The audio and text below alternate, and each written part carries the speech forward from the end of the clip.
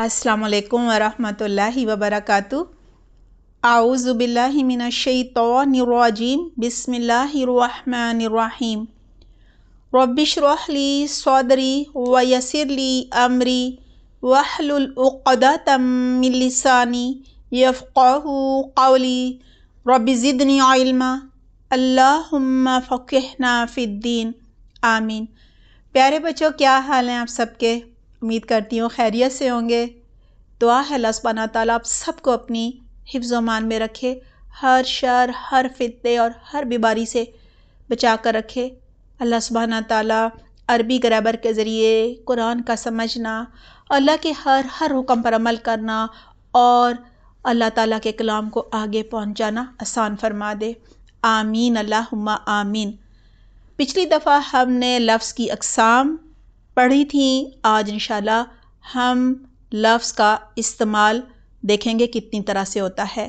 देखिए, अरबी ज़ुबान में लफ्ज़ का इस्तेमाल, लफ्ज़ का जो यूज़ है वो दो तरह से होता है। नंबर एक मुफ़रद, नंबर दो मुरक्कब।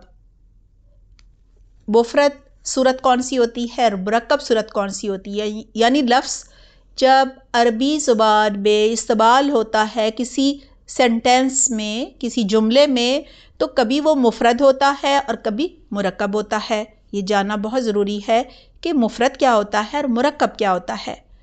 मुफ़रद उस अकेले लफ्ज़ को कहते हैं जो एक मानी बताए।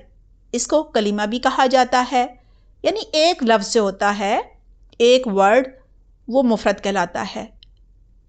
एक सिंगल वर्ड जो है, सिंगल लफ्ज़ जो है, वो मुफ़रद कहलाता है। इसकी मिसाल है रब्बुन। रब एक है ना, रब्बुन। इसी तरह मुमिनून, मुमिनून, ठीक है, मोमिन, ये भी एक लफ्ज़ है। अब देखते हैं मुरक्कब सूरत कौन सी है।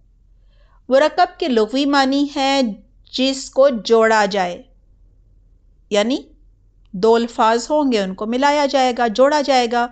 यानी वो जुमला जिसको दो या दो से ज़्यादा कलीमों से जोड़कर बनाया जाए। यानी उसमें एक वर्ड नहीं होगा, दो होंगे या दो से ज़्यादा होंगे। यानी एक कलीमा नहीं होगा, दो होंगे या दो से ज़्यादा होंगे। आइए इसको मिसालों से समझते हैं। मसलन कुरान में है यदुल्लाही। यद कहते हैं हाथ को, यद के मानी है हाथ, और अल्लाही अल्लाह का हाथ। यदुल्लाही हाथ अल्लाह का, ठीक है। यहाँ पे पहला लफ्ज़ है यदुन, यदुन, और दूसरा लफ्ज़ है अल्लाह। दोनों को जब मिला लिया, आप इसमें जोड़ दिया, दो लफ्ज़ों से मिलकर ये बन गया यदुल्लाही। अब ये मुरक्कब है, दो लफ्ज़ों से मिलकर बना है, ठीक है। मिलाकर पढ़ेंगे आप। बज़ाहिर तो एक दफ़ा यदुल्लाही ऐसे कहेंगे ना, अलग अलग नहीं पढ़ेंगे, लेकिन ये दो कलिमात से मिलकर बना है, ठीक है, दो अल्फाज से मिलकर बना है। उम्मीद है आपको समझ आ गई होगी।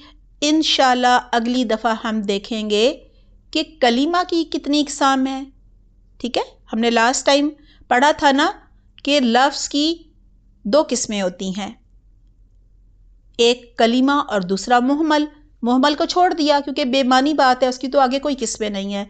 हाँ, कलीमा जो बामानी बात होती है, जिसके मीनिंग्स हमें समझ आ जाते हैं, उसकी भी आगे किस्में हैं। कितनी किस्में हैं वो इंशाल्लाह हम अगली दफ़ा पढ़ेंगे। अपना बहुत ख्याल रखिएगा। सुब्हानक अल्लाहुम्मा व बिहम्दिका नशहदु ला इलाहा इल्ला अंता नस्तग़फिरुका व नतूबु इलैक। वस्सलामु अलैकुम व रहमतुल्लाहि व बरकातुहू।